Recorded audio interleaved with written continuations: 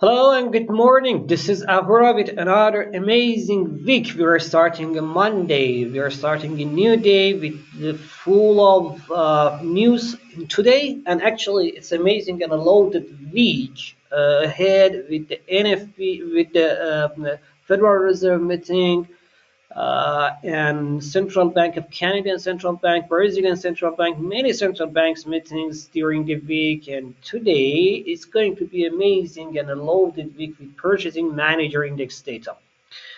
So far, we have a very high risk in the market. As you see that the VIX chart, this is it, the chart of the VIX, and you can see it in a very high levels above 25. It seems like we are in a very bad geopolitical situation, as the situation in the Ukraine is going to be more worse, as the United States announced its citizens that they should leave the Ukraine as soon as they can. So this is the situation in the Ukraine and between the Russian and Ukrainian, totally Russian and NATO and European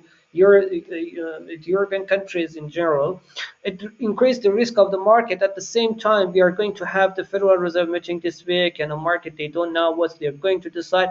This meeting, comparing with the other meetings in December, November, in the last months, and that we had, this month meeting gonna be more important. Why? Because the last 2 3 weeks, last 2 3 meetings, it was kind of understanding that we could understand that what they are going to decide and what they are.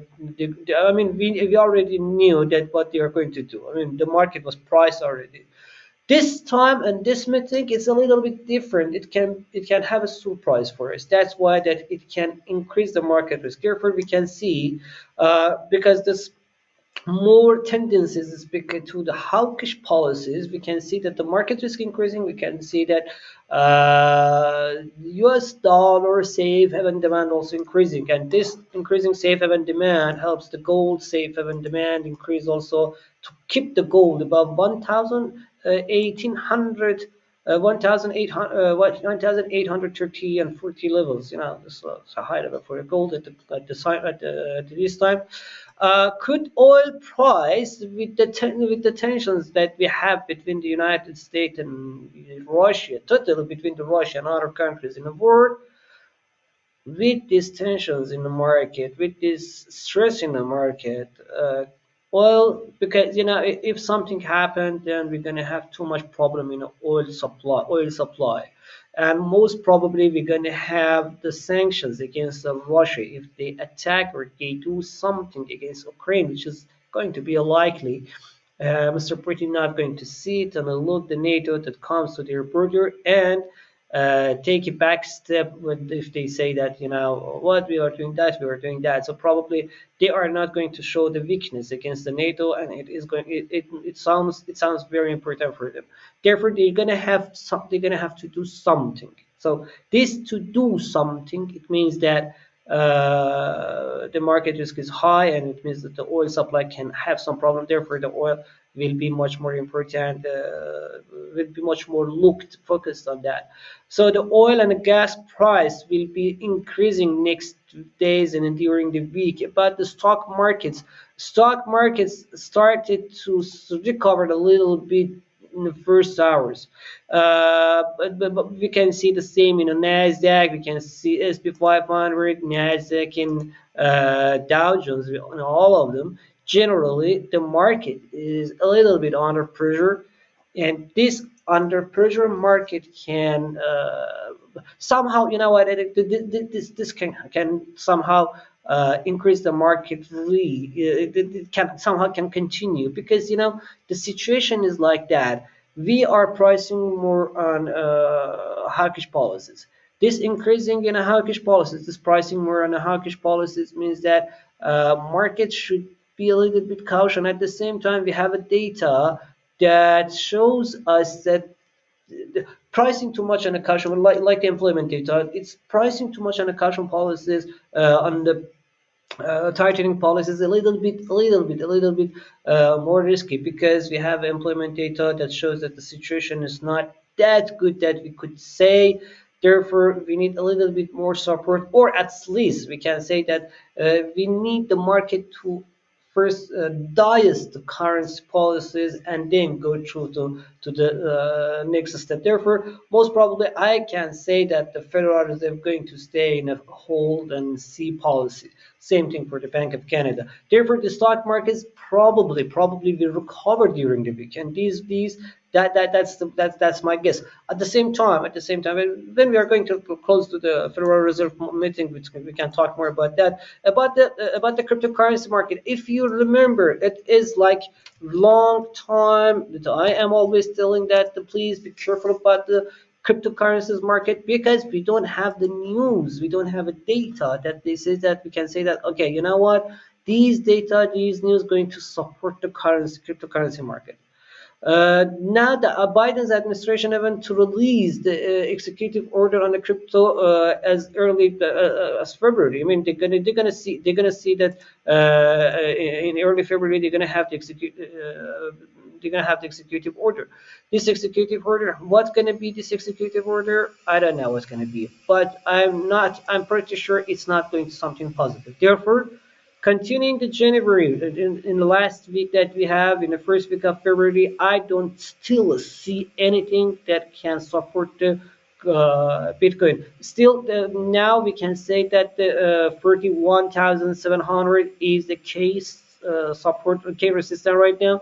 The first resistance is on 38K. Above that, 48K. 48,700, 40.700 for the Bitcoin is a K resistance. Above that can change a little bit the market reaction and direction, but I don't see that power right now. About the Ethereum, about the Ripple has a little bit different situation. For the Ripple, if you remember, I told that 57 cents last week, last Friday actually, I told that 57 cents is a good place to buy. When we were talking, the price was about the 70 cents. If you remember last Friday, this is a Friday, Saturday, Sunday, and this is a Monday.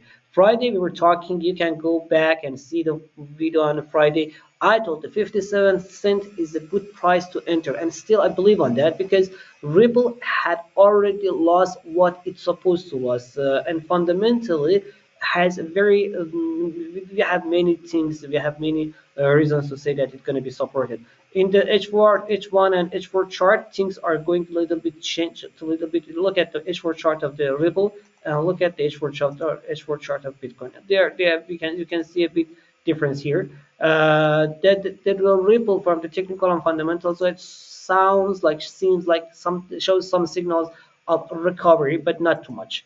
Ethereum still 2,400, but like lost more than 50% of its prices comparing the last month. Still technically fundamentally in the downside, and we cannot see any reason to say that, okay, based on that they're gonna so totally cryptocurrency market still under pressure. About this Euro USD in a side movement, as I told before, above around 1.13, and between the 1.1320, 1.1420. So nothing changed yet. Pound still also is the same, a little bit in a weakness position. As I told before, it's going to be a little bit more weaker, and actually more weaker from the second quarter. Till the second quarter, we're going to have this ripple between, what I say that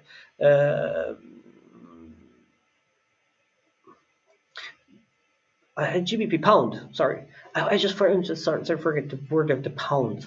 The pound sterling, but the pound or the sterling gonna be a little bit can support itself a little bit in the first quarter, but in a from the second quarter we're gonna see the much weaker pound in the charts. So this is generally the market situation today. We're gonna have in the in the earning front. We're gonna have oops here in the earning fronts. We're gonna have the IBM reports. It is very important to see the IBM, and this week is very important. Then we're gonna have the Microsoft this week. We're gonna have the Tesla this week. We're gonna have the Apple this week. These giants in the market, they're gonna change many things in the market. So the market will be very volatile during the week. And on the other hand, don't forget today's purchasing manager index data. About the purchasing manager index data, I can say the most probably this is the estimates. Just remember, this is the estimate. The most probably data gonna be a little bit better than expected, and this better than expected data supposed to support the stock markets, especially European stock markets, especially European stock market. So this is the general because in December the purchasing manager index was a little bit weaker. Why? Because we had a new variant of coronavirus. This new variant of coronavirus in January confirmed itself that it is not as dangerous earlier expectations. Therefore, the pressure that we had on December on the markets got less lower in January. Therefore, that means that we're gonna have a better market condition, better estimates in January, and it's gonna show itself in the purchasing manager servers. Sorry. Okay, guys. Thank you so much for watching this video. Don't forget to write your comment, write your idea, write your.